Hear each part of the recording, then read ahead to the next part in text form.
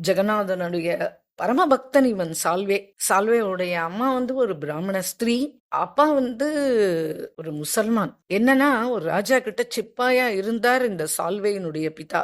அவர் வந்து என்ன பண்ணார், இந்த பிராமண கன்னிய ஜபர்தஸ்தா யாருக்கும் தெரியாம கவர்ந்துண்டு வந்து விவாகம் பண்ணி அவளை கர்ப்பவதியா ஆக்கிட்ட. அந்த பிராமண பெண் அதுக்கப்புறமா அவ எந்த பக்கமும் திரும்பி போல, அப்படியே அவமானத்தால குன்னி போய் அந்த ஆத்துக்குள்ளேயே இருந்தா. 10 மாசம் கழிச்சு ஒரு குழந்தையும் பெத்து எடுத்தா. சரி, நம்ம வேணா சமுத்திரத்துல குதிச்சு நம்ம பிராணனை மாற்றிக்கலாமா? என்ன மாதிரி சம்ஸ்காரத்துல வளர்ந்தவனா ஒரு க்ஷணத்துல இப்படி ஒரு பாப செயலுக்கு ஆளாகி இப்படி என்னுடைய மனசு வந்து இப்படி என்னுடைய சரீரம் இப்படி பாழாயிடுத்தே, என்னுடைய மனசும் சரீரமும், நான் என்ன பண்ணுவேன் அப்படின்னு விசாரம் பண்ணி பண்ணி பாக்குறா. ஆனா அவளுக்கு அந்த கர்ப்பத்தை சுமக்கிறதுக்கும் இஷ்டம் இல்ல. அப்பவே அவள் வந்து போய் அந்த சமுத்திரத்துல குதிச்சு தன் உயிரை மாற்றிக்கலாமான்னு தான் நினைச்சா. ஆனா நான் வந்து பாப்பினி அப்படின்றது வந்து நானா தெரிஞ்சு போயிடுத்து. என் கர்ப்பத்துல இருக்கிற குழந்தை என்ன தப்பு பண்ணித்தா? ஒண்ணும் பண்ணலையே இல்லையா? அதோட நான் வயிற்றுல குழந்தை இருக்கும்போது நான் இந்த மாதிரி சரீர தியாகம் பண்ணேன்னா அது நல்லதும் கிடையாது. அதனால எனக்கு என்ன நடந்ததோ இனிமே இது யாருக்குமே நடக்கக்கூடாது அப்படின்னு பகவானை பிரார்த்திச்சுண்டு பொறுமையா இருந்து அந்த குழந்தைய பெத்தெடுத்தா. அந்த குழந்தை பிறந்ததுலேருந்தே அந்த குழந்தைய தனியா எடுத்துன்னு வந்துட்டா ராவோட ராவா. அந்த அந்த ஊரை விட்டே வெளியில கொஞ்சம் தள்ளி வந்துட்டா.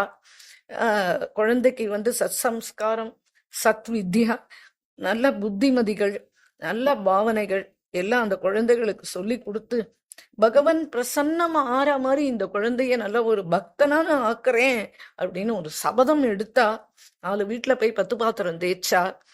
வரத்தை கொண்டு வந்து இந்த குழந்தைய போஷணை பண்ணி தானும் சாப்பிட்டுண்டு சதா அந்த குழந்தைக்கு நல்ல சமாச்சாரங்களே போட்டி. ஏன்னா இவ வந்து நல்ல பெரிய சம்ஸ்காரம் இருக்கிற குடும்பத்துல பிறந்தவ. அதனால இவளுக்கே எல்லாமே தெரியும். கீதைகள், பாகவதம் ரொம்ப நானா ஸ்துதிகள்லாம் மனப்பாடமா ஒப்பிப்பா. ஆதிசங்கரருடைய சௌஸ்திரங்கள்லாம் அப்படி சொல்லுவா வாய் நிறைய. அப்படி இவளுக்கு சம்ஸ்காரம் சின்ன வயசுலேருந்தே இப்படி இருந்திருக்கு. அதனால என்ன பண்ணுவா, குழந்தை பிறந்து அந்த குழந்தைக்கு சால்வேன் பேர் வச்சா. ஜெகநாதனுடைய கதைகளை எப்ப பார்த்தாலும் சொல்லிகிட்டே இருப்பா. பால் ஊட்டுறப்பவே அவ எப்ப பார்த்தாலும் ஆதிசங்கருடைய சோஸ்திரங்கள் எல்லாம் சொல்லிட்டே இருப்பா. இப்படி நல்ல சம்ஸ்காரம் இருக்கிற குடும்பத்திலேருந்து வந்த பொண்ணானதுனால அந்த குழந்தைய அப்படி பார்த்து பார்த்து பார்த்து வளர்க்கறா. இவன் வந்து பிராமணனா நான் வளர்க்க முடியாது, நான் பிராமண ஸ்திரீ, நான் பிராமணனா வளர்க்கறதுக்கு ஏற்ற சந்தர்ப்பங்கள் இல்லாம இப்படி என் வாழ்க்கை குட்டிச்சவரா போயிடுத்து. ஆனா இந்த குழந்தைக்கு நான் நல்ல சம்ஸ்காரத்தை கொடுப்பேன் அப்படின்னு சொல்லிட்டு ஜெகநாதனுடைய கதைகள் நிறைய அந்த குழந்தைக்கு சின்ன வயசுலேருந்தே சாதம் ஊட்டும் போதெல்லாம் சொல்லி சொல்லி வைப்பா. பாகவதத்திலேருந்து நிறைய மேற்கோள் காட்டி பேசுவா. இப்படிலாம் அவன் நடந்துட்டவனே அந்த குழந்தைக்கு சதா ஜெகநாதனை வச்சுன்னு விளையாடுவான். அந்த குழந்தை மண்ணுல ஜெகநாதன், பலராமன், சுபதராவை வரைவான். அப்படியே கைத்தட்டி சிரிப்பான், அழுவான், புரளுவான் அந்த மண்ணில். அப்படியே அந்த குழந்தை வளர்ந்துன்னு வந்துட்டு இருக்கான். ஜெகநாத சுவாமி நயனபதகாமி பவத்துமே அப்படின்னா போதும், தன்னுடைய 2 கண்ணையும் அகல விரிச்சுட்டு அப்படியே குழந்தை டான்ஸ் ஆடுறதுக்கு ஆரம்பிச்சிருவான். இது வரைக்கும் அந்த குழந்தை ஜெகநாதபுரி போனதே கிடையாது. இப்படி குழந்தை வளர்ந்து வளர்ந்து வளர்ந்து கொஞ்சம் பெரிய பையனா ஆயிட்டான். அம்மா வந்து சதா பூரிய பத்தியும் ஜெகநாதனை பத்தியுமே தான் சொல்லிட்டு இருக்கிறதுனால இவனும் அப்படியே ஜெகநாதனை வர்ணிப்பான். வரவா போறவா கிட்டலாம் எல்லாரும் இவனை பேச வச்சுட்டு சுத்தி எல்லாரும் உட்காந்துட்டு கையை தட்டி சிரிச்சு ரசிப்பா. இப்போ இருக்கிற கிராமம் பூரியிலேருந்து கொஞ்சம் தூரம் தள்ளி தான் இருக்கு. ஒரு நாளைக்கு இந்த குழந்தை விளையாடிட்டே மரத்து மேல ஏறிட்டான். மரத்து மேல உட்காந்துட்டு இருக்கான். அப்படியே பாக்குறான். கூட்டம் கூட்டமா நிறைய ஜனங்கள் மாட்டு வண்டியில போயின்னு இருக்கா. அவன்லாம் எங்க போறான்னு இறங்கி போய் கேக்குறான். நாங்கள்லாம் பூரி ஜெகநாதத்துக்கு போயின்னு இருக்கோம், ரத்த யாத்திரை பாக்குறதுக்காக போறோம், ரொம்ப வைபவமா இருக்கும் அப்படின்னு. சாப்பிட்றதுக்கு என்ன பண்ணுவேல் அப்படின்னு இந்த குழந்தை கேட்கறது. அதுக்கு என்ன, அங்க எந்த தட்டுப்பாடும் கிடையாது. எத்தனை லட்ச ஜனங்கள் குவிஞ்சாலும் எல்லாருடைய வைத்தியம் ஜெகநாதனை நம்பி போடுறதுனால அங்க அந்த பிரசாதம் சாப்பிட்டு இருக்கலாமே அப்படின்னு சொல்றா. அவன்லாம் கீர்த்தனங்கள் உச்சைய ஸ்வரத்துல பாடுறா ஆடுறா. அவனுக்கு ரொம்ப ஆசை வந்துடுது. ஜெகநாத கீர்த்தனங்கள்லாம் இவாள்லாம் அழகழகா பாடுறாளே, இதெல்லாம் நம்ம கத்துக்க வேண்டாமா? இவாள்லாம் பூரி ஜெகநாத்துக்கு ரத யாத்திரை பாக்குறதுக்குன்னு போறாளாமே. உடனே ஓடி போய் அவன் அம்மாட்ட கேக்குறான், அம்மா ரத யாத்திரைனா என்னம்மா? உன்னை 3 ரதம்ரா புதுசுக பண்ணுவா.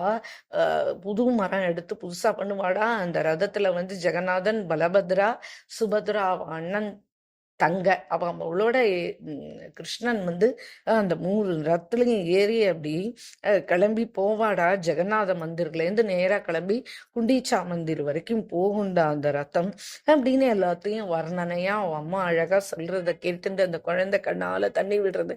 அம்மா எல்லாரும் போறாமா, எனக்கும் ஆசையா இருக்குமா, போய் வேலையை பாடுறா அப்படின்ட்டா அம்மா. அவ்வளவுதான். அவன் கிளம்பி திரும்பியும் இப்படியே போய் வாசல்ல வெசனமா உட்காந்துட்டு இருக்கான். அப்புறம் அவன் அம்மா ரொம்ப வெசனப்படுறா. அந்த குழந்தை கேட்டு நம்மளால பண்ண முடியலையே, நம்மள்ட்ட 4 காசு இல்லையே, நம்ம குழந்தைய கூட்டின்னு போற யோகி இதெல்லாம் நம்ம முதல்ல இல்லையே அப்படின்னு சொல்லிட்டு ரொம்ப வருத்தப்படுறா. ரத யாத்திரைக்கு லட்சக்கணக்கான பேர் போவா. ஆனா அந்த லட்சத்துல ஒத்தனா நம்ம இருக்க முடியல பாத்தியா அப்படின்னு அந்த குழந்தை அழறது. குழந்தை அடம் பிடிக்கிறது. குண்டீச்சா மந்திர் அப்படின்னா அதுதான் பிரஜ பூமியா. அந்த விரஜபூமியில என்னன்னா அங்கதான் அந்த பிரகடன லீலா நடக்கும். ஜெகநாதத்தை வந்து துவாரகாபுரி அப்படின்பா, குண்டீச்சா மந்திர வந்து விரஜபூமி அப்படின்னு நினைச்சுப்பா, பிருந்தாவன தாம்னு. பிரதி வருஷம் இந்த ரதத்துல இவாள்லாம் இப்படி உட்கார்ந்துன்னு போகும்போது என்ன அப்படின்னா ஜெகநாதன் ரொம்ப சந்தோஷமா இருப்பான். ஏன்னா நம்ம வருஷத்துக்கு ஒரு தடவை போய் நம்ம விரஜவாசிகள் பிருந்தாவனத்துல சந்திக்கிறோமே அப்படின்ற சந்தோஷத்துல கிளம்புறான் அப்படின்னு ஐதீகம். கொஞ்ச நாள் அங்க இருந்துப்பான். இருந்துட்டு அதுக்கப்புறமா திரும்பியும் ஜெகநாதர் கோயிலுக்கே தான் திரும்பி வருவான். இந்த பிரதிபாதனம் வந்து ஜெகநாத மந்திர்லேருந்து கிளம்பி குண்டீச்சா மந்திர் போற வரைக்கும் சைத்தன்ய மகாபிரபு இருந்த காலம் பூரா பாபா வேஷத்துல நிருத்தியம் பண்ணிண்டு, ஏன்னா பிருந்தாவனத்துக்கு நம்ம போறோமே அப்படின்னு ரொம்ப சந்தோஷமா பாபா வேஷத்துல நர்த்தனம் பண்ணிண்டு ஹரே ராம ராம ராம ஹரே ஹரே, ஹரே கிருஷ்ண கிருஷ்ண கிருஷ்ண ஹரே ஹரே அப்படின்னு சொல்லிட்டு சங்கீர்த்தனம் பண்ணிண்டு அப்படியே சைத்தன்ய மகாபிரபு குதிச்சுண்டு தன் நிலை மறந்து அந்த ரதத்தோடையே போவார். திரும்பி வரும்போது சைத்தன்ய மகாபிரபு கிளம்ப மாட்டார். ஏன் அப்படின்னு கேட்டேன்னா, எனக்கெல்லாம் துவாரகா போறதுக்கு பிடிக்காது, ஆட்டம் ஆட்டும் அப்படின்றுவார். ரஜலீலா செய்கிற டாக்கூரை பார்த்தா எனக்கு ரொம்ப பிடிச்சிருக்கு அப்படின்பார். இப்படி குண்டிச்சான்றது வந்து ஜெகநாத பகவானுடைய பிருந்தாவனமே தான். அப்புறமா வந்து சால்வே நினைச்சான், சரி நம்ம எப்படியாவது ரத யாத்திரை போய் இன்னைக்கு பார்த்துதான் ஆகணும்.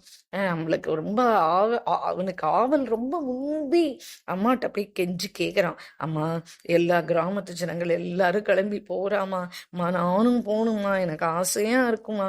உடனே சால்வேயோட அம்மா சொன்னா, அப்பா நீ போக முடியாதுப்பா, ஏன் தெரியுமா, இன்னைக்குதான் நான் அதை உனக்கு சொல்றேன், நீ ஒரு மிலேச்சனுடைய குழந்தைப்பா, உனக்கு இதுக்கெல்லாம் அனுமதி கிடைக்காதுப்பா அப்படின்னு. உடனே அந்த குழந்தை வாடி போயிட்டான்.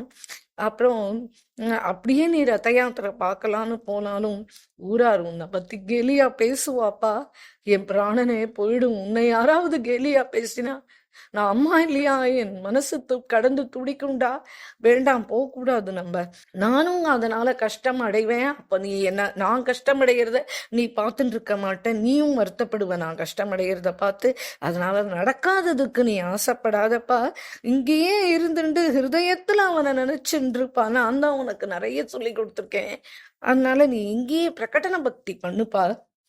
சால்வன் திரும்பி மரத்து மேல ஏறி உட்காந்துக்கிறான். தனியா உட்காந்துன்னு அழுதுண்டே இருக்கான். ஜெகநாதா நான் இரு நீ எந்த பக்கம் இருக்கியோ அந்த திசையை நோக்கி உட்கார்றேன்னு கிளையில ஏறி திரும்பி வேற பக்கம் திரும்பி ஜெகநாதபுரி பக்கம் திரும்பி உட்காந்துக்கிறான். இப்ப ஜெகநாத பகவான கூப்பிடுறான், ஏ ஜெகநாதா, ஏ காருண்ய சிந்தோ, ஏ தீனபந்தோ, என்னுடைய துர்பாகியம் இல்லப்பா நான் வர முடியாம போனது, வாஸ்தவத்துல இது உன்னுடைய லீலையா நான் நினைக்கிறேன். எத்தனை கதை எங்க அம்மா சொல்லியிருக்கா உன்னை பத்தி, உனக்கு தெரியாதா? உனக்கு வேணும் அப்படின்னா நீ யார வேணா வரவழைச்சுப்ப. நீ கஜேந்திரனுக்காக ஓடி போய் முக்தி கொடுக்கலையா, முதலையனுடைய காலிலேருந்து அவனை மீட்கலையா? திரௌபதிக்கு மானபங்கம் ஏற்பட்ட போது சேலைகளை சுரந்து அவன் மானத்தை நீ காப்பாத்தலையா? பாண்டவர்கள் பாரத யுத்தத்தின் போது உன்னை சரணடைஞ்சாலே அவளுக்காக நீ ஜெயத்தை வழங்கலையா?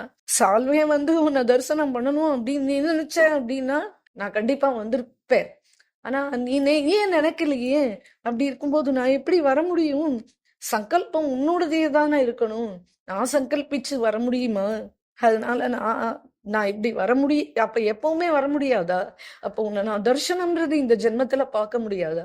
இப்ப எங்க அம்மா சின்ன வயசுல இருந்து உன்னை பத்தி சொல்லி சொல்லி சொல்லி சொல்லி அப்படி சொன்னாலே, அப்படி ஒரு பெரிய கண்கள், அப்படி இருப்ப, அப்படி இப்படின்னு சொன்னாலே, அப்படின்னா நான் என்னைக்குமே உன்னை பார்க்க முடியாதா? எங்க அம்மா சொல்றாளே நான் மிலேச்சனுடைய குழந்தைன்னு சொல்லிட்டு எனக்கு ஒரே அதிசயமா இருக்கு, எனக்கு பயமா இருக்கு. என்ன அவ்வளவுதானா? நீ என்ன சேர்த்துக்க மாட்டியா அப்படின்னு அந்த மரத்திலேயே முட்டி முட்டி அழறான். எங்க கிளை முடிஞ்சு கீழே விழுந்துருவானோன்னு கீழே இருக்கிறவாலாம், சால்வே கீழே இறங்கு கீழே இறங்கு அப்படின்றான். அவன் பெரிய குரல் எடுத்து அழறான், அடம் பிடிக்கிறான். உடனே ஒரிஷா பாஷையில அவன் ஒரு ஸ்துதி பண்றான் பாருங்க அந்த குழந்தை. அஹோ நீல சைல பிரபல மர்தரண மோகரத்ன நீலவன பூத்து கர்மஸ்து அகனி நீல சைல பிரபல மர்தாரன் மோகரத் நந்தன நீலவன பூத்து கர்மஸ்து.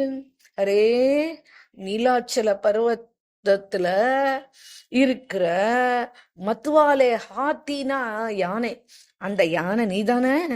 ஜெகநாதா, நீ கோயில்ல இருந்து வெளியில வந்து ரதத்துல உட்காரத்துக்கு வரும்போது நீலாச்சல பர்வதத்திலேருந்து ஒரு கஜராஜன் அப்படி அப்படி வேகமா அப்படி ஒரு கதியில அப்படி ஒரு அந்த சுந்தர ஜன கூட்டத்தை பார்க்கணும் அப்படின்றதுக்குனால அத பார்த்து மனசார சந்தோஷப்படணும் அப்படின்றதுனால அந்த கலபகதியில வந்து துள்ளி குதிச்சுண்டு அந்த ரதத்துல ஏறுறது, அந்த கமலத்தினுடைய ஒரு ஒரு ஒரு நீர் ஓட்டம் இருக்கிற நந்தவனத்துல அந்த கமலங்கள்லாம் அப்படியே பூத்து குலுங்கிறத எப்படி ஒரு கஜராஜன் அப்படியே சந்தோஷப்பட்டு அதை பறிக்கணும்னு அப்படி ஆவலா வருவானோ, அதுல இறங்கி குளிக்கணும், அதை பறிக்கணும் அப்படின்னு வருவானோ, அப்படி ஒரு நட போட்டு வர அந்த தரிசனத்தை காண கண் கோடி வேணுமேப்பா. என்னுடைய ஹிருதயத்துல இருக்கிற ஆர்த்தி இருக்கே, அந்த ஆர்த்தி வந்து அந்த தாமரைக்கு சமானம். உன்னுடைய கிருபை அப்படின்ற ஒரு தும்பிக்கை இருக்கே, அது மூலம் என்னுடைய ஆர்த்திய நீ சொஸ்தமாக்க முடியாதா? எனக்கு தரிசனம் கொடுக்க உன்னால முடியாதா அப்படின்னு சொல்லிட்டு அந்த குழந்தை திரும்பி திரும்பி இந்த 4 வார்த்தையை சொல்லி சொல்லி அழறுது. பகவான் தூரத்துல இருக்கான், ஆனா அவன் சர்வவியாபி, சர்வசக்தன், சர்வாந்தர்யாமி இல்லையா? அவன் வந்து லட்சம் பக்தருக்கு நடுவுல இருந்தாலுமே இந்த ரதம் இப்ப நான் கிளம்பவே இல்லை. பகவானுடைய கண்ணுல தண்ணீர், குழந்தை அழறதே, குழந்தை இப்படி அழறதே, நம்ம என்ன பண்ணுவோம் அப்படின்னு சுபத்ரா பலபத்தர் இவா 2 பேருடைய ரத்தமும் கிளம்பிடுத்து, ஆனா இவருடைய ரத்தம் மட்டும் கிளம்பவே இல்லை. உடனே ஜெகநாதனுடைய பகவானுடைய ரத்தம் அப்படியே ஸ்திரமா நின்றுடுத்து. லட்சக்கணக்கான பக்தர்கள் அப்படியே வேர்வை வெள்ளம் சிந்தி அந்த ரதத்தை பிடிச்சு இழுக்கிறான். ஹரே ராம் ஹரே ராம் ராம் ராம் ஹரே ஹரே, ஹரே கிருஷ்ணா கிருஷ்ணா கிருஷ்ணா ஹரே ஹரே அப்படின்னு ஹிருதயபூர்வமா எல்லாரும் நாமா சொல்லி ரதத்தை இழுத்தாலும் ரதம் ஒரு இன்ச்சு கூட அசையவே இல்லை. உடனே அந்த பூசாரிகள்லாம் ஒன்று சேர்ந்துண்டா ஏதோ அபராதம் எடுத்து, இல்லைன்னா இப்படி முடியாது, சரி போக் ஏதாவது புதுசா எடுத்துன்னு வந்து சமர்ப்பணம் பண்ணுவோன்னு போக் எல்லாத்தையும் எடுத்துன்னு வந்து பகவானுக்கு சமர்ப்பணம் பண்றா. அப்படி இப்படின்னு எல்லா வகையிலையும் ஆச்சார உபச்சாரங்கள் பலவிதமா செஞ்சு பார்க்கறா. இதுக்கெல்லாம் பரிகாரங்கள்லாம் உண்டு. அதெல்லாம் என்ன பண்ணணும்? ரதம் நின்று போயிடுத்துனா அதுக்கான இருக்கிறது எல்லாத்தையும் செஞ்சு பார்க்கறா தந்திர ரீதியா. ரதம் நகரவே இல்லை. இன்னைக்கு ஜெகநாதத்துல ஏதாவது அபச்சாரம் அப்படின்னு நடந்துடுத்துனா உடனே ராஜாக்கு பிரபு சங்கேதம் பண்ணிடுவார். ஜெகநாத பிரபு ஏதோ சொப்னத்திலயோ இல்ல வேற விதமாவோ எப்படியோ அதை சொல்லுவார். அதனால ராஜா இப்ப வந்து பக்தியோட ஜெகநாதனுடைய காலில் விழுந்து எழுந்து கேட்டான், ராஜா இன்னைக்கு உங்களுடைய ரதம் ஒரு இன்ச்சு கூட நகரலையே, இதுக்கு காரணம் என்ன? ஏன் என்ன பண்ணணும்? என்ன அபராதம் நடந்தது சொல்லுங்க, நான் சரி பண்றேன் அப்படின்னு ராஜா ரெண்டு கையும் பொத்தி வாய் பொத்தி நின்று கேட்கறான். லட்சக்கணக்கான ஜனங்கள் வைஷ்ணவர்கள் இப்படி வேர்வையோடு ரதத்தை பிடிச்சு இழுக்கிறான். யாரும் ஆகாரம் கூட பண்ணல. ஏன் ரதம் மேல போக மாட்டேன்றது அப்படின்னு உடனே பகவான் உடனே அசரீரியா பேசினான். இந்த லட்சக்கணக்கான வைஷ்ணவ பக்தர்களுடைய ஹிருதயத்தினுடைய பாவனையை விட ஒரு மேலான பாவனா தூரத்திலேந்து உட்கார்ந்துட்டு அழுதுன்னு இருக்கிற என் சால்வே, அவன் இந்த ரதத்தை இழுக்காத வரைக்கும் இந்த ரதம் மேல நகராது அப்படின்னு சொன்ன உடனே எங்க இருக்கான் அப்படின்னு சொல்லிட்டு பகவானே அதையும் சொல்லிடுறான். இந்த இடத்துல, இந்த கிராமத்துல, இந்த மரத்து மேல உட்காந்து அந்த குழந்தை அழுதுன்னு இருக்குன்னு. உடனே ராஜா என்ன பண்ணார், சமஸ்த சைனிக்கு தூதர்கள் சேவகர்கள் எல்லாரையும் அனுப்பி சால்வைய பல்லக்குல வச்சு கூட்டின்னு வர சொல்றா. உடனே பல்லக்க தூக்கின்னு கரெக்டா அந்த இடத்துக்கு வந்துடுறாவா. பகவான் சங்கேதம் பண்ண இடத்துக்கு பக்கத்துல இருக்கிற கிராமம் தான் அது. வந்துட்டா. சால்வேனுடைய அம்மாவை கூப்பிட்டு, இந்த மாதிரி பகவானுடைய பிரேரணை உன் குழந்தைய அழிச்சுன்னு வர சொல்லி அப்படின்ன உடனே அவ்வளவுதான். அவ அம்மாவுக்கு இருப்பு கொள்ளல, அழறா கதறா. இப்படி ஒரு பக்தனான குழந்தைய நம்ம பெத்து எடுத்தோமே, இப்படி ஒரு அனுக்கிரகம், நம்மளுடைய வாழ்க்கையே பாழா போனாலும் நம்ம குழந்தைய பகவான் ஏத்துண்டானே அப்படின்னு சொல்லிட்டு உடனே குழந்தைய இங்க பல்லக்கில் வச்சு கூட்டின்னு போங்க, ஆனா நான் வரமாட்டேன், நான் பதித்தை, நான் வர முடியாது, நான் பதித்தையா இருக்கேன் அப்படின்னு சொல்லிட்டு குழந்தைய அனுப்பிச்சு வச்சா. சால்வையை தூக்கி பல்லக்கில் உட்கார வச்சுண்டா. அந்த சமுத்திரம் மாதிரி ஜனங்கள் லட்சக்கணக்கா கூடி இருக்கா அந்த ரதத்துக்கு முன்னாடி. ஜெகநாதன் சாப்பிடல, ஜெகநாதன் தரிசனம் கொடுக்கல. கேவலம் எல்லாம் சால்வே வந்த பிறகுதான் எல்லாமே அப்படின்னு சொல்லிட்டு பகவான் இப்படி சொல்லிட்டானே. எல்லாரும் அரச பரசலா பேசிக்கிறா. இப்ப பல்லக்குல ராஜ சபையில இறக்கினா இந்த குழந்தைய. அந்த குழந்தைய குளிப்பாட்டி அவனுக்கு பட்ட வஸ்திரங்கள்லாம் தரிச்சு அந்த குழந்தைய எடுத்துன்னு ரத்தம் நின்னுக்கிற இடத்துக்கு நேர ராஜாவே நிறுத்தினான். சால்வேனுடைய பல்லக்கு வந்த உடனே ஜெகநாதன் சந்தோஷப்பட்டான். சால்வைய பார்த்து ரொம்ப ஆனந்தம் அடைகிறான் பகவான். உடனே அவனை தேரனை உள்ள என் பக்கத்துல இழுத்துட்டு வாங்கோ அப்படின்றான் பகவான். உடனே அந்த குழந்தைய அந்த தேர்ல உள்ள கூட்டின்னு வந்தோடனே என்னை கட்டி, இந்த குழந்தை ஓடி போய் காலில் விழுந்து நமஸ்காரம் பண்ணி அழறது.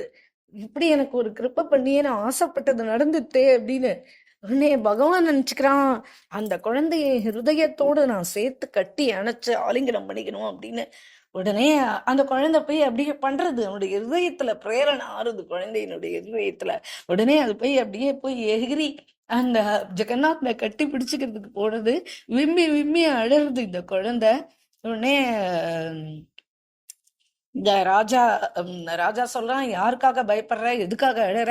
நான் தான் இந்த ஊர் ராஜா, நான் சொல்றேன். அவனுடைய பிரிய ஜெகநாதன் நீ வராதனால அவன் கிளம்பாம இருந்தான். இப்ப உடனே நீ போய் நீ அவனை சமாதானப்படுத்து. ஜெகநாதனை ரத்தன் கிளம்பணும், யாருமே சாப்பிடல அப்படின்ன உடனே இந்த குழந்தை போய் இப்படி கட்டி பிடிச்சு ஆலிங்கனம் பண்ணிட்டு அழறது.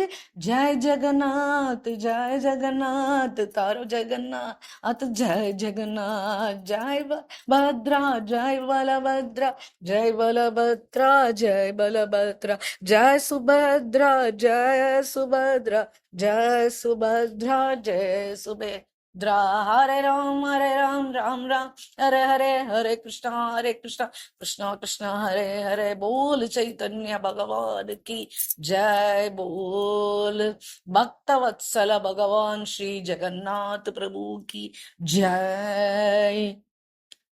உடனே இப்ப என்ன ஆச்சு அப்படின்னா, பகவானுடைய ரத்தம் யாருமே இழுக்கல, எந்த பிரயாசமே இல்ல. எல்லாரும் அப்படி வேடிக்கை பார்த்துட்டு இருக்கா, என்ன நடக்கிறது என்ன ஆச்சுன்னு. ரதம் பாட்டு கிளம்பிட்டு ஜெல்லுன்னு. உடனே ஜெகநாதனுடைய ரத்தத்துக்கு உடனே எல்லாரும் அவா நமஸ்காரம் பண்ணிக்கிறா. ரத்தம் ஜெல்லுன்னு போய் 10வது நிமிஷம் குண்டிச்சா மந்திரில போய் இறங்கிட்டு இந்த குழந்தையும் கூடயே போறான். ராஜாவுக்கு ரொம்ப பெருமை, இப்படி ஒரு பெரிய பக்தன் நம்மளுடைய ராஜ்யத்துல இருக்கானே அப்படின்னு சொல்லிட்டு. இன்றைய தினமும் ஜெகநாதனுக்கு ரதத்துக்கு ஏற அலங்காரம் பண்ணும்போது அந்த வஸ்திராபரணம் வஸ்திரம் முதல்ல அவ தாரணம் பண்றா இல்லையா, அப்ப என்ன பண்ணுவா, இந்த சால்வேன்னு பெயர் பொறிச்ச அந்த வஸ்திரம், இப்பேற்பட்ட பக்தன் எப்படி பாருவோம், அந்த சால்வேன்னு பேர் பொறிச்ச அந்த வஸ்திரத்தை இருதயத்துல படுற மாதிரி முதல்ல அதை சுத்துவா. அதுக்கப்புறம் தான் அன்னைக்கு கட்ட வேண்டிய மீதி வஸ்திரங்களை கட்டி அதுக்கு மேல ஆபூஷணங்கள்லாம் தரிச்சு அதுக்கு மேல மாலைகள் போட்டு அதுக்கப்புறம் தான் ஜெகநாதன் ரதத்துக்கு ஏழை பண்ணுவா. அப்படி இன்றைய தினம் வரைக்கும் சால்வே அப்படின்னு பெயர் பொறிச்ச அந்த வஸ்திரம் தான் ஜெகநாதனுக்கு சாத்துறது.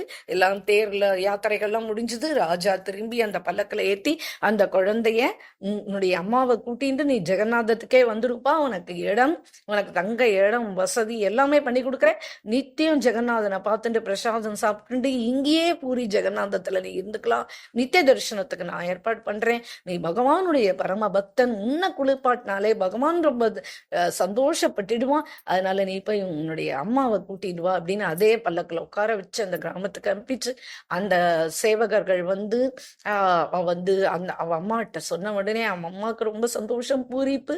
இல்லப்பா நான் பத்தித்தை நான் வரல அப்படின்னு, இல்லம்மா உன்னை கூட்டின்னு வர சொல்லியிருக்காமா, நீ வாமா அப்படின்னு, நீ இல்லாம நான் இருக்க மாட்டேமா அப்படின்னு அந்த குழந்தை அம்மா கையை பிடிச்சிருக்க கிளம்பி அவ திரும்பியும் பூரி ஜெகநாதத்துக்கு போய் ராஜா கொடுத்த இடத்துல இருந்துட்டு அனவரதம் பக்தி பண்ணிண்டு சதா சதா சதா சதா சதா ஜெகநாம நாமத்தை கூறிண்டு பகவத் பிரசாதத்தை சாப்பிட்டுண்டு அவளுடைய மிகுந்த ஜீவிதத்தை அப்படி கழிச்சுட்டு இருக்கா. இப்படி பகவத் பிராப்திக்கு ஒரு மார்க்கம், அந்த மார்க்கம் இந்த ஜென்மத்திலேயே ஏற்படும், அதுதான் நம்மளுடைய குறிக்கோளா இருக்கணும் அப்படின்னு சொல்லி அவர் முடிச்சார். जय बोलो श्री जगन्नाथ भगवान की जय, सर्व संतनों की जय, प्रेमिकेंद्र सद्गुरुनाथ महाराज की जय। राधे कृष्णा सखी।